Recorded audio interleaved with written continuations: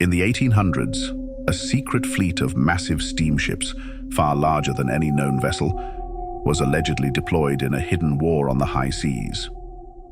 These colossal ships were said to be equipped with advanced weaponry and cloaking technology way ahead of their time.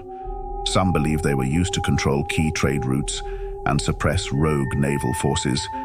To this day, mysterious shipwrecks and unexplained disappearances fuel the legend of these lost giants of the ocean.